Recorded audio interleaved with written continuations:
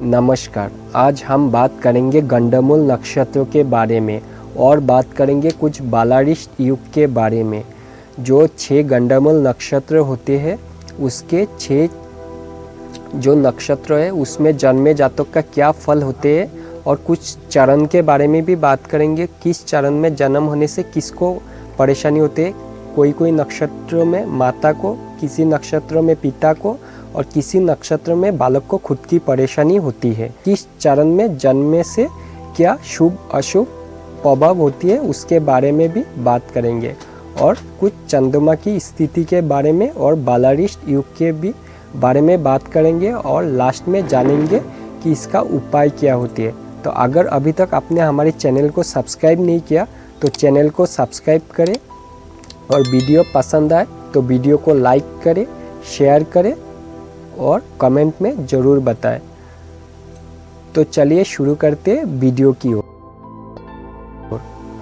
शास्त्रों में कुल 27 नक्षत्र बताए गए जिनमें से 6 गंडमूल नक्षत्र कहा गया है।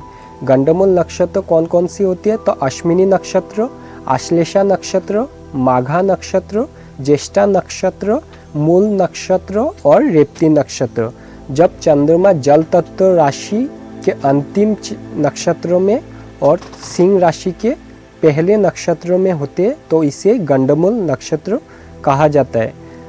तो जल तत्व राशि कौन कौन सी होती है तो जल तत्व राशि आपका हो गया कर्क राशि, वृश्चिक राशि और अग्नि तत्व राशि कौन कौन सी हो गया जब सिंह राशि, धनु राशि और मेष राशि।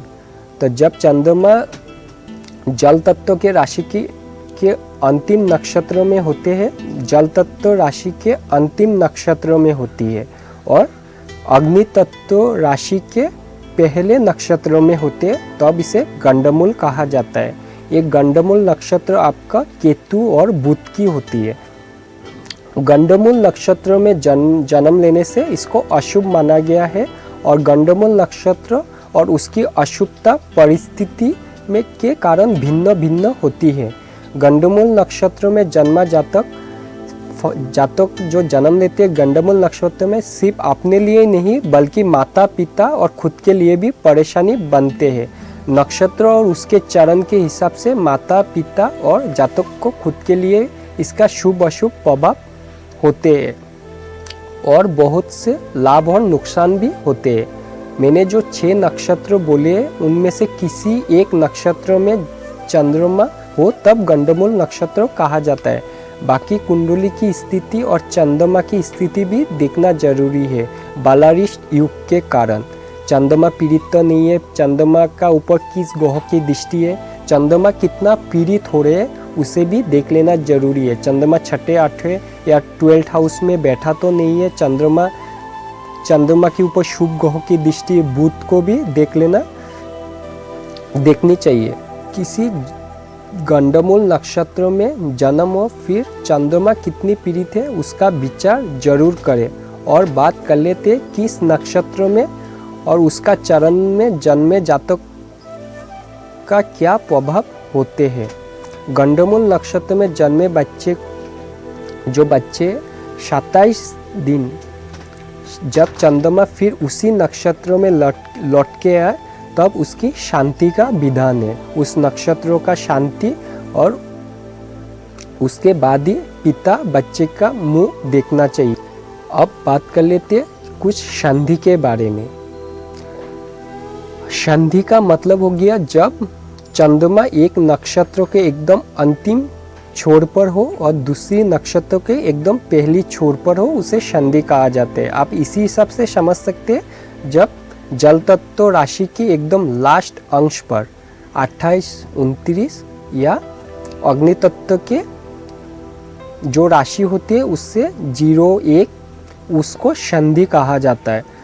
अगर रेवती नक्षत्र और अश्विनी नक्षत्रों के संधि में जन्मा जातक को खुद को कष्ट होते हैं, खुद को परेशानियां आती है।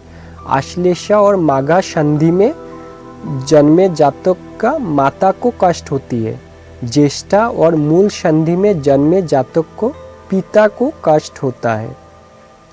संधि, ये जो बताया था मैं, ये संधि के बारे में बताया था। जो जब चंद्रमा 0 से लेकर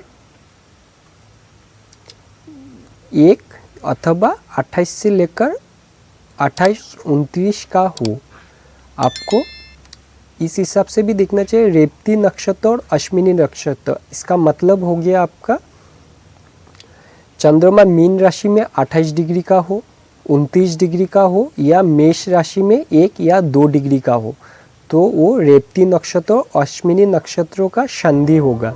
तो रेवती नक्षत्र और अश्विनी नक्षत्र संधि में जन्मे बच्चे खुद के लिए परेशानी होती है, खुद के लिए कष्ट होता है। आश्लेषा और माघा, इसका मतलब हो गया कर्क राशि का जो अंतिम होते हैं 28-29 डिग्री, अथवा माघा सिंह राशि का 1 या 2 डिग्री का चंद्रमा, इसे संधि कहा जाता है। तो जन्मा जातक का माता को कष्ट होती है। ज्येष्ठा और मूल, आपका वृश्चिक राशि का जो 28-29 डिग्री का चंद्रमा हो, अथवा धनु राशि का 1 या 2 डिग्री का चंद्रमा हो। ज्येष्ठा या मूल संधि में जन्मे जातक को पिता के लिए कष्ट लाता है। संधि का मतलब आप समझ गए। अब बात कर लेते किस चरण में जन्मा जातक का क्या फल होते हैं। आश्लेषा का प्रथम चरण पिता के लिए कष्ट होते हैं। दूसरा और तीसरा चरण इतना भी खराब नहीं है। चतुर्थ चरण लाभप्रदायक माना गया है। इसका मतलब हो गया आश्लेषा का प्रथम चरण को छोड़ के बाकी जो चरण हो गया वो इतना खराब नहीं है। चतुर्थ चरण तो लाभदायक है। माघा के प्रथम चरण स्वास्थ्य में परेशानी, द्वितीय में धन हानि, तृतीय में माता को कष्ट और चतुर्थ में पिता को कष्ट होती है। ये थी चरण के बारे में कुछ बहुत ही मुख्य जानकारी। अब बात कर लेते सभी नक्षत्र क्या प्रभाव होते हैं गंडमूल नक्षत्र का, उसकी चर्चा कर लेते हैं। अश्विनी में जन्मे जातक का पिता को कोई ना कोई कष्ट होते हैं। आश्लेषा में जन्मे जातक माता पिता से संबंधी परेशानी होती है। भाई के साथ संबंध अच्छा नहीं रहता है। और माघा नक्षत्र में जन्मा जातक को ही माता पिता के कारण खुद को परेशानी होती है। माता पिता के कारण जातक को ही परेशानी होती है। और ज्येष्ठा में जन्मा जातक खुद ही नाखुश रहते हैं। ऐसा जातक भाई बहन का सुख भी नहीं मिल पाता, या तो भाई बहन होते नहीं, अगर भाई बहन हो भी तो उसका सुख नहीं मिलेगा। और मूल नक्षत्र में जन्मा जातक की माता पिता को कष्ट होते हैं जातक के कारण। मूल नक्षत्र में जिसका जन्म होते हैं जातक के कारण माता पिता को कष्ट होते हैं। और रेवती नक्षत्र में जातक धन की बर्बादी करते हैं, जातक को ही परेशानी होती है। जो रेवती नक्षत्र में जन्म होते हैं वो जातक धन की बर्बादी करते हैं और जातक को ही परेशानी होते हैं। उपाय के तौर पर पिता को 27 दिन तक बच्चे का मुख देखना नहीं चाहिए। और 27 दिन के बाद जब नक्षत्र जिस नक्षत्र में जन्म हुआ है, तो 27 दिन के बाद चंद्रमा उसी नक्षत्र में जब लौटेगा तब उसकी शांति के बाद ही पिता को मुंह देखना चाहिए। और जब बालक की जन्म हो तो पिता की जेब में एक फिटकरी का टुकड़ा रख दे। जब बालक की गंडमूल नक्षत्र में जन्म होती है तो पिता की जेब में एक फिटकरी का टुकड़ा जरूर रख दे। तो दर्शकों, ये थी गंडमूल नक्षत्र और बालारिष्ट की कुछ जानकारी। आने वाले वीडियो में हम पूरे बालारिष्ट युग के बारे में बात करेंगे। तो ये थी गंडमूल नक्षत्र की बारे में जानकारी और कुछ बालारिष्ट युग के बारे में भी बताया गया जानकारी थी। आने वाले वीडियो में पूरी बालारिष्ट युग के बारे में भी बात करेंगे। तो अभी तक अगर आपने हमारे चैनल को सब्सक्राइब नहीं किया तो चैनल को सब्सक्राइब करें और वीडियो कैसे लगे कमेंट में ज़रूर बताएं। तो मिलते हैं अगले वीडियो के लिए, तब तक के लिए नमस्कार।